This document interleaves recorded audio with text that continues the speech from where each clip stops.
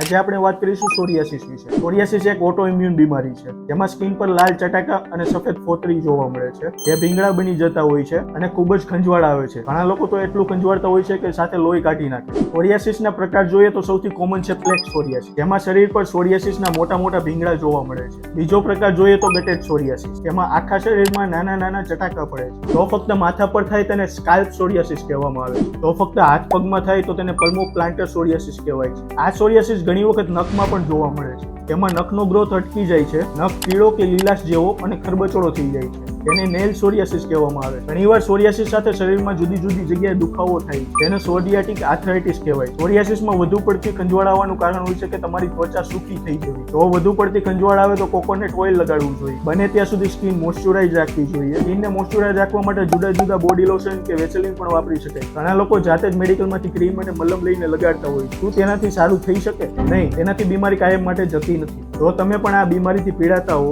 અને યોગ્ય સારવાર માંગતા હો, આ ઉપરાંત જો જળમૂળમાંથી કાઢવા માંગતા હો, તો આજે જ તમારા નજીકના હોમિયોપેથિક ડોક્ટરની મુલાકાત લો. હોમિયોપેથીમાં સોરિયાસિસનો ઇલાજ શક્ય છે, માટે ડોક્ટરને કન્સલ્ટ કરીને આજે ટ્રીટમેન્ટ ચાલુ કરાવો.